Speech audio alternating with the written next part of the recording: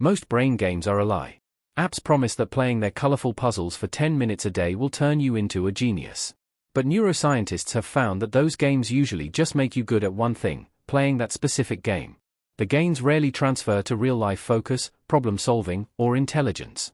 Except for one brutal, unassuming exercise. It's called the dual N-back. It looks incredibly simple, it costs absolutely nothing, and it is one of the only cognitive exercises scientifically shown to physically expand your working memory capacity and improve fluid intelligence. But there's a catch: it is absolute mental torture to understand why it works. You have to understand how it plays. The dual N-back forces your brain to track two completely separate streams of information at the exact same time. Stream 1 is visual, a square lighting up somewhere on a grid. Stream 2 is auditory, a letter spoken through your headphones. Your job is to press a button if the current square position, or the current letter, matches what you saw or heard n steps ago. If you're playing one back, it's easy. You just compare the current step to the immediate last step. But when you move to 2 back, the mental gears start to grind. You have to compare what's happening right now to what happened 2 steps ago. If the square lights up on the top left, and 2 steps ago it was also on the top left, you hit the visual key. If the voice says X, and 2 steps ago it said X, you hit the audio key.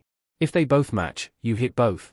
By the time you reach 3 back or 4 back, the task feels completely overwhelming. But that overwhelm is exactly where the magic happens. This game targets your brain's core processor, your working memory. Think of working memory like your brain's mental scratchpad.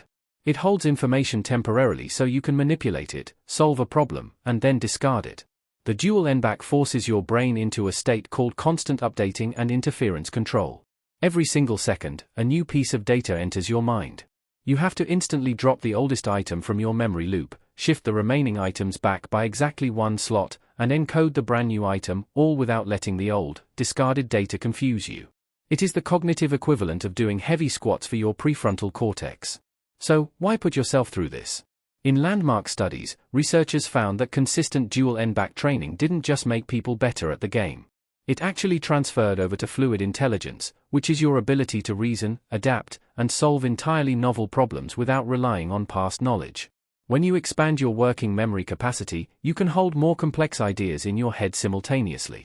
You focus deeper, resist distractions better, and process information faster.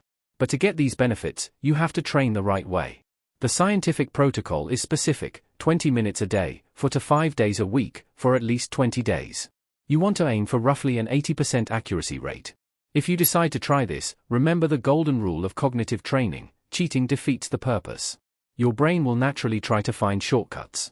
You'll want to invent a little rhythm, turn the grid into a visual map, or chant the letters out loud. Don't do it. Avoid the strategies. You want the raw, unassisted working memory to do the heavy lifting. If you feel deeply frustrated, mentally exhausted, and ready to quit after 15 minutes, congratulations, you are doing it perfectly. That frustration is the feeling of your brain actually adapting. There are plenty of free, open-source, completely ad-free versions of this tool available online and on app stores right now.